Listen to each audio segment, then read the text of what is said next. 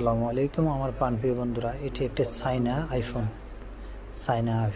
তো একটা সমস্যা কি সমস্যা ফোনটার ডিসপ্লে আসতেছে না। তো আমি এখন খুলে দেখব। এগুলো এমন একটা ফোন, এটা কোনো ডিসপ্লে পাওয়া যায় না, কিছু পাওয়া যায় না। তবু আমি খুলে দেখি কি সমস্যা, যদি রিপেয়ার করা যায় তো ভালো। আমি ফোনটা করলাম, খোলার পরে ফোনটির আমি ব্যাটারি সবগুলো ডিসকানেক্ট করার পর ডিসকানেক্ট করে ওয়াশ করলাম। ওয়াশ করার পরে সেটটি আবার ফিটিং করলাম। ফিটিং করার পরে এইখানের মধ্যে এখন আমাদের একটি সমস্যা দেখা দিচ্ছে। সেটি হলো, দেখেন আপনাদেরকে দেখাতে চেষ্টা করব। ফোনটা আমি অলরেডি মনে করেন চার্জে লাগাচ্ছি।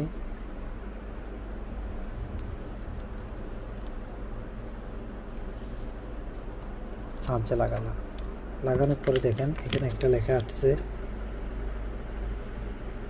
ইউর ডিভাইস ইজ, একটু অপেক্ষা করেন, ইউর ডিভাইস ইজ কম্পিউটার। ফোনটি চার্জে লাগানোর পর এই লেখাটি আসে। এটি মূলত আসে আপনার সফটওয়্যার ইস্যু হলে।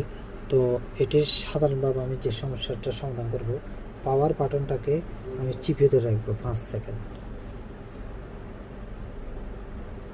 দেখেন 5 সেকেন্ড আমি পাওয়ার বাটনটা ধরবো, ছাড়বো। তো এরকম করার পর দেখেন আমাদের ফোনটি অফ হবে। তো আসলে এটার এই সমাধানটা আসলে এটি স্থায়ী কোনো সমাধান না।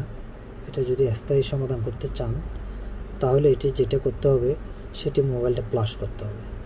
ফ্লাশ করা ছাড়া কিন্তু এটা স্থায়ী কোনো সমাধান হবে না। এটি যদি কোনো প্রকার এটি ফোনটা বন্ধ হয়ে যায় তাহলে এটা এভাবে অন করা ছাড়া ওর বিকল্প আর কোনো রাস্তা নাই, এভাবে অন করতে হবে। আর যদি দেখা গেছে যে চার্জ ডাইরেক্ট চলে যায় তাহলে একটু প্রবলেম হতে পারে। আর না হলে এটি ফোনটি বন্ধ করলে